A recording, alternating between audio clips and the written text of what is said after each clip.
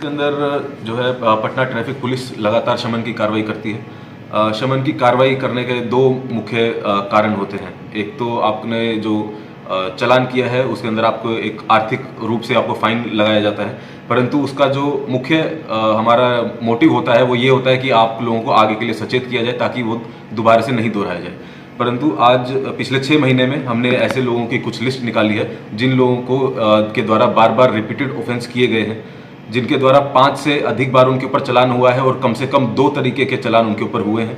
ऐसे 5,691 लोगों का लाइसेंस सस्पेंड करने के लिए हमने जो DTO कार्यालय है उनको अनुशंसा की है। साथ ही साथ ऐसे भी कुछ लोग हैं जिनके ऊपर 20 से भी अधिक चालान हुए पिछले 6 महीने में, उनका हमने लाइसेंस कैंसिल करने का प्रस्ताव भेज दिया है। इससे यह प्रतीत होता है कि ऐसे लोगों को जो लाइसेंस मिला हुआ है वो उस लाइसेंस को होल्ड करने के लायक नहीं है। यदि ज़्यादा दिन तक वे सड़क पे अपनी गाड़ी को लेकर के चलते हैं तो वे अपनी ही जान के साथ साथ दूसरे की जान भी जोखिम में डाल रहे हैं।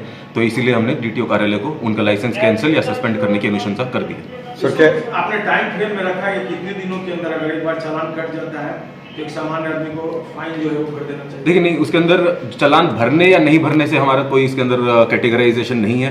यदि आपका चालान कटा है और वो सही तरीके से कटा है तो इसका मतलब आपने उसका नियम का उल्लंघन किया है।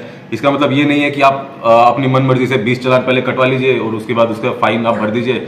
अगर आपका 20 चालान हुआ है, आपने वो भर भी दिया है, इससे यही प्रतीत होता है कि आपको गाड़ी चलानी नहीं आती है, आप जो लाइसेंस है उसको होल्ड करने के योग्य नहीं है। इसलिए हमने आपका लाइसेंस कैंसिल या सस्पेंड करने के लिए भेज दिया। मतलब अगर चालान भर भी दिया तो भी लाइसेंस कैंसिल? बिल्कुल बिल्कुल बिल्कुल।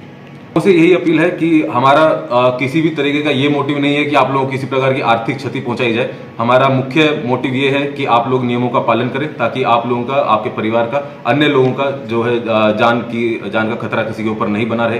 तो आप नियमों का पालन करिए, अच्छे से अपने रोड्स जो भी सिविल एमिनिटीज है उसका यूज करिए, परंतु अपनी राइट्स को एक लिमिट में रखिए ताकि दूसरे लोगों के भी राइट्स जो है वो बनी रहे। देखिए, उसके अंदर जो DTO कार्यालय है वो आगे इसके अंदर एक्शन लेता है। उसके अंदर अलग अलग प्रोसीजर है। वो अपने लेवल से उसके अंदर यदि कोई मेजर ऑफेंस नहीं है तो उसके अंदर उनकी काउंसलिंग की जाती है।